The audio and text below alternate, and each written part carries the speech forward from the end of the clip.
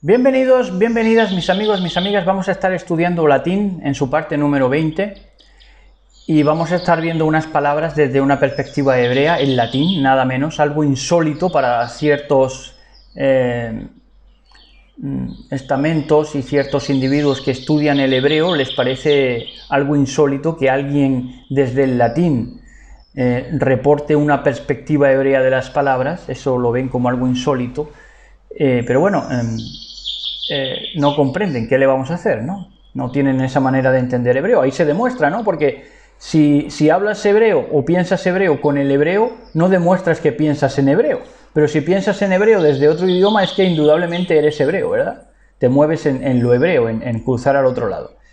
Bueno, saben ustedes que antes hacemos un repaso por los apuntes que tomamos, reflexiones que nos han llamado la atención a lo largo de la semana. Y vamos a referir tres puntos que hemos tomado notas en esta semana. Y primero hemos recordado a aquellos que dicen que declaran bendición diciendo: hasta hoy nos ha guardado Dios, o nos ha guardado Elohim, hasta hoy nos ha guardado, ¿no? Y suena a amenaza, ¿no? Suena a estar vigilando el comportamiento que está teniendo contigo tu Dios o tu Elohim para ver si va a seguir bendiciéndote o no, ¿no? Parece que es que lo estás vigilando, a ver cuándo deja de bendecirte, ¿verdad? Es algo que a nosotros nos parece una estupidez declarar bendición y acabar diciendo hasta hoy nos ha bendecido. Es una falta de confianza, nosotros lo vemos así. Me ha bendecido, agradezco su bendición día por día, hora por hora. No pienso en el hasta hoy, porque sé que mañana, si yo sigo en él va a seguir apostando por mí, ¿verdad? Defendiendo mi causa, de una manera u otra. Entonces este hasta hoy no nos suena bien.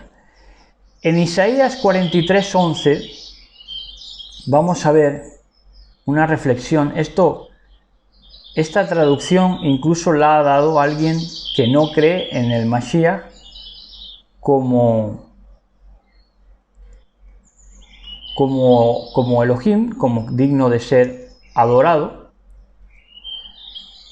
Y dice, en la Reina Valera 1960 dice: yo Yahweh, aquí dice Jehová, y fuera de mí no hay quien salve. Bueno, pues eso de fuera de mí no hay quien salve, lo traduce bien precisamente quien no cree en que Yahshua HaMashiach es Elohim y es digno de adoración, y lo traduce diciendo: fuera de mí no hay Moshiach. Yo soy Yahweh, yo Yahweh, y fuera de mí no hay Mashiach, o no hay Moshiach. Eso traduce del hebreo la Sefer Daber, en una traducción que no cree en Mashiach como digno de adorar y que no cree en Mashiach como Elohim. Pero es impresionante, ¿no? Porque lo dicen y no se dan cuenta. Es lo que pasa cuando te mueves en un espíritu de error, aunque lo digas, no te das cuenta, ¿verdad? Con respeto para ese ministerio, porque se han tomado el esfuerzo de esa traducción, aunque bien es cierto que están cobrando más de lo que se merecen por esa traducción. Pero bueno, el caso es que diciéndolo no lo entienden, ¿no? Hay gente que dice las cosas pero no las entiende, aún diciéndolas. Entonces dice: yo Yahweh, y fuera de mí no hay Moshiach. ¿Quién es Moshiach? Yahweh. ¿Quién es Moshiach? Yahweh. Entonces Yahshua HaMashiach, por supuesto que es el Padre Eterno. Pero esto, ya decimos, lo dicen y no lo entienden. Lo pisan y tropiezan con él y no se dan cuenta, ¿verdad? Es lo que pasa. Y por último, terminar estos apuntes con una reflexión. Mañana, si nos acordamos, vamos a empezar con un testimonio de un pajarito, que tenemos un testimonio que nos ha hablado, ¿verdad?, Elohim a través de un pajarito, en un accidente que sufrió ese pajarito, y que nos ha hablado a través de él, ¿verdad? Y mañana, si nos acordamos, lo vamos a referir, que yo creo que va a ser edificante. Pero vamos a terminar estos apuntes diciendo algo que nos ha quedado constancia porque en un programa de viajes lo han constatado así, porque lo han dicho ellos mismos, lo daba a entender el mismo cura que estaba allí, en ese país pobre, que me parece que era Perú. Resulta que cuando tú apadrinas un niño, tú apadrinas, por ejemplo, un niño del Perú, y tú te crees que tú estás ayudando a que el niño tenga sus necesidades cubiertas. Pero en verdad tú estás pagando para que quien tenga las necesidades cubiertas y viva allí en un país pobre a cuerpo de rey y tenga la vida resuelta en un país pobre, es al profesor que está en ese país pobre, que es un profesor extranjero y que además es un profesor católico. Entonces, cuando tú apadrinas un niño, tú a quien le resuelves la vida es al profesor extranjero y católico. Ahí es nada. Bueno, entonces vamos a estar viendo ya las palabras que nos tocan hoy del latín. Y vamos a estar con la palabra elabor, de donde toma elaboración o laborar, o laboral también. Va en relación al trabajo. Bueno, pues elabor viene a ser deslizarse, escurrirse, fuera de, escaparse, desaparecer y huir. Escaparse, desaparecer y huir. ¿Qué es elaborar? Muchas veces, pues viene a ser esto, ¿verdad? Huir de ti mismo, tener la cabeza ocupada en algo, ¿no? El trabajo, la ocupación es buena, ¿verdad? Y el estudio es otra ocupación buena, pues de hecho el estudio es un trabajo. Pero cuando es elaborar, cuando es hacer una vida laboral, hacer tus tareas para desaparecer y huir de ti mismo, entonces sí es malo, porque te estás deslizando, te estás escurriendo el bulto de tu responsabilidad muchas veces, porque no quieres retrospectivamente analizarte a ti mismo y entonces lo que haces es deslizarte, escurrirte, en el sentido de que escurres el bulto, como se dice aquí, te evades un poco mediante la labor. Por eso es deslizarse, elaborar, viene de deslizarse, escurrirse fuera de, desaparecer y huir. Es una palabra a tener en cuenta. La palabra elipsis,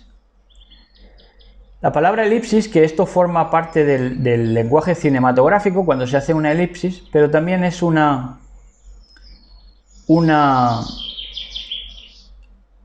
pausa como esta que acabamos de tener, ha sido casi una elipsis, ¿verdad? Y elipsis viene a ser insuficiencia, una elipsis viene a ser una insuficiencia, ¿verdad?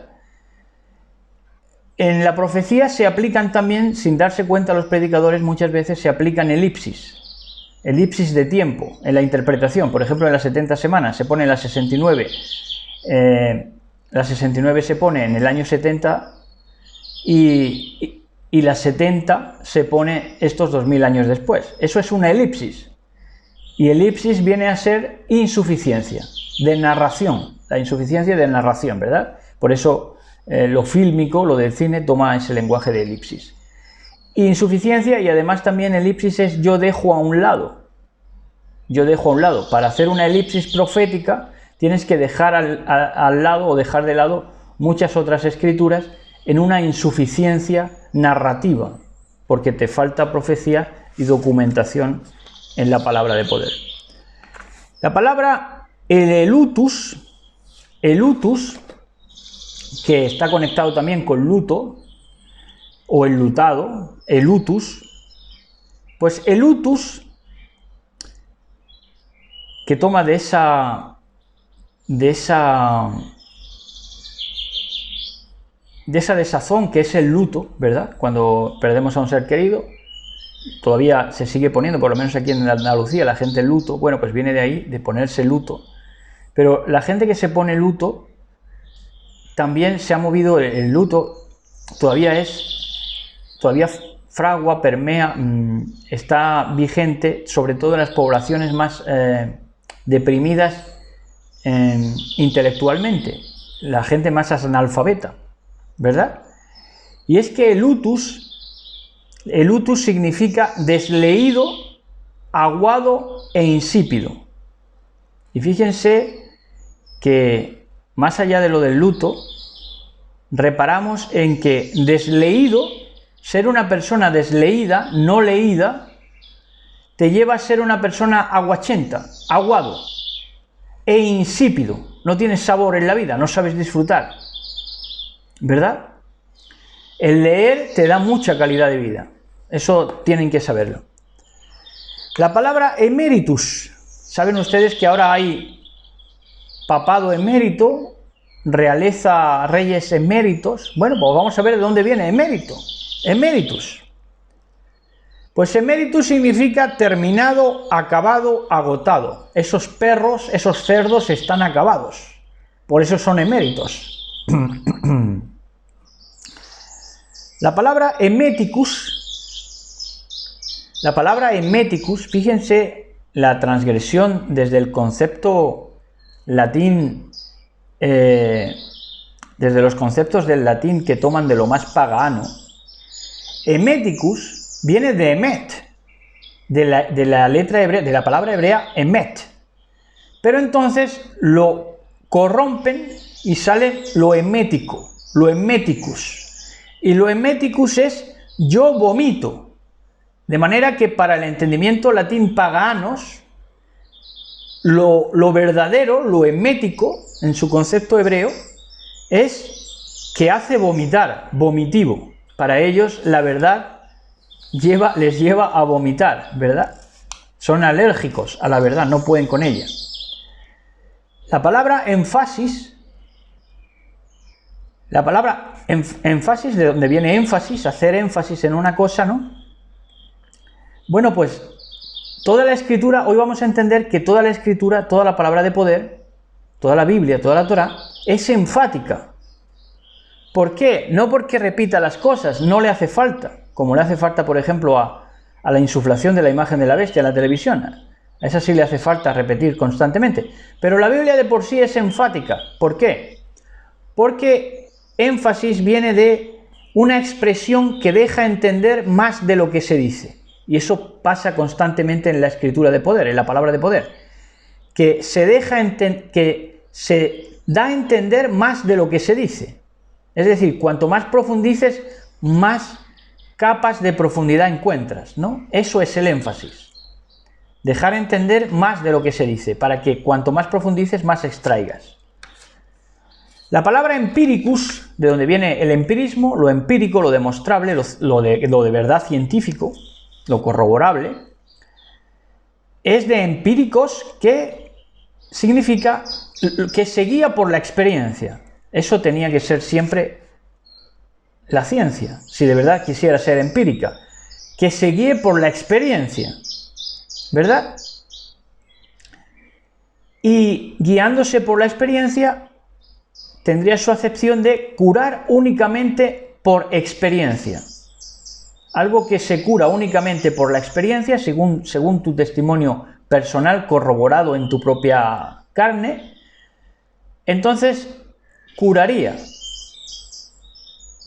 exclusivamente por la experiencia que has adquirido, ¿verdad? Eso sería lo empírico, lo demostrable, pero la ciencia se aleja cada vez más de eso. La ciencia cada vez más pide fe, una fe ya ciega en el sistema mentiroso, engañador, porque no se guía por la experiencia y no cura por la experiencia, sino que quiere curar santificando la mentira. La palabra enervatus dice estoy enervado, y lo enervado hoy en día se ve como algo, y lo pasional también por ende, se ve como algo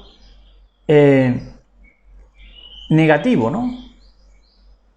Pero sin embargo, en su acepción del latín, enervatus, de donde viene enervado, precisamente es lo contrario a lo que se quiere decir, porque enervado es que estás siendo un manojo de nervios, ¿no? Bueno, pues no. Enervado, enervatus, de donde viene enervado, es sin nervio y es enervado afeminado.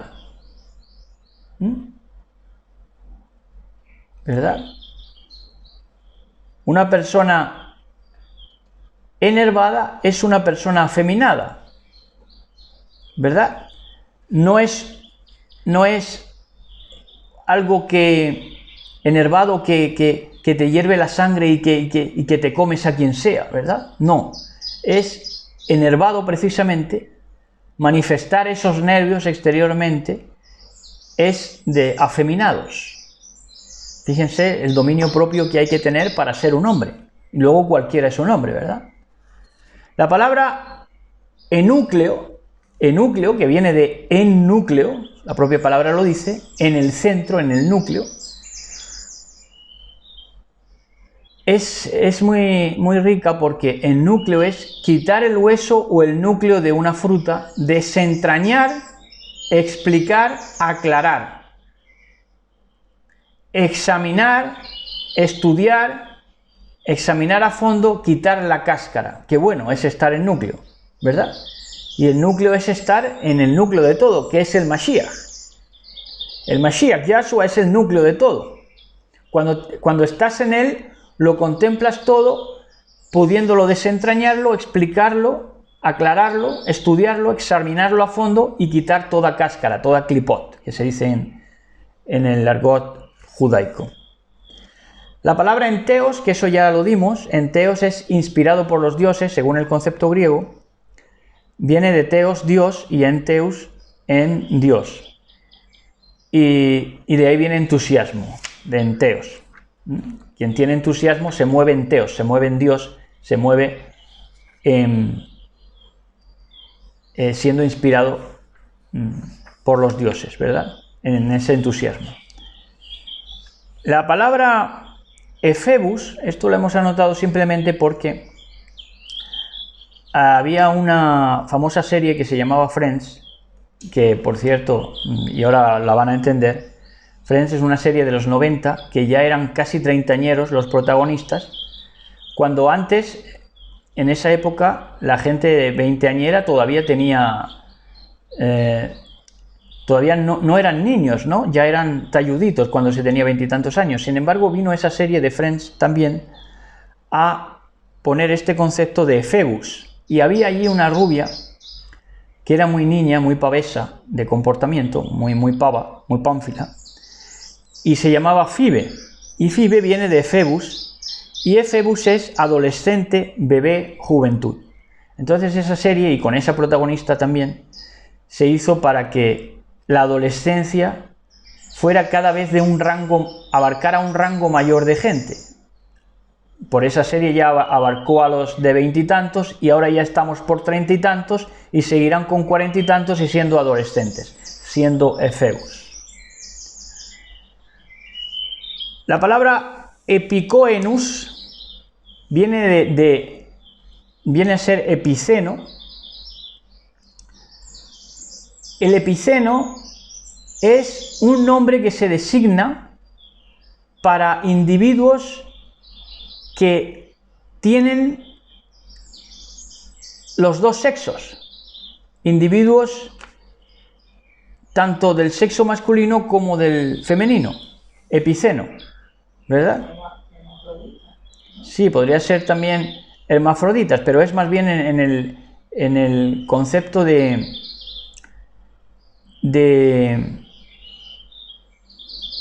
no tanto sexual,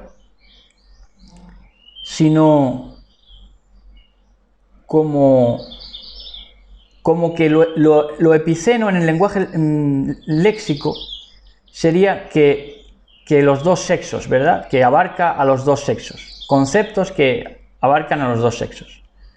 Pero es curioso porque hoy tenemos un mundo epiceno, ¿verdad? Un mundo en el que ya se puede designar arbitrariamente a individuos tanto del sexo masculino como del sexo masculino, como del sexo femenino, en cualquier ámbito, ¿verdad? En cualquier ámbito, sea en el campo del léxico o en el campo laboral o en el campo de lo que sea, ¿verdad? Incluso sexual ya. Bueno, y hasta aquí este repaso en el día de hoy por el latín en su parte número 20. Espero que lo hayan disfrutado. Mañana estaremos con el tema de Shabbat, que vamos a estudiar Génesis, Bereshit, capítulos 11, 12 y 13. Vamos a hablar de Abraham y vamos a hablar de esa conspiración, de la Torre de Babel, y de cómo esa conspiración, ese globalismo 1.0, pues nos ayuda a descubrir el tiempo en el que vivimos ahora, ¿verdad? Vamos a mañana, si Elohim mediante, en el deleitoso Yom de Shabbat, vamos a estudiarlo. Así que hasta entonces, pues descansen y prepárense sus levot, sus corazones para Shabbat, para recibir la palabra de poder. Y shalom a todos, besos y abrazos para todos y todas. Shalom.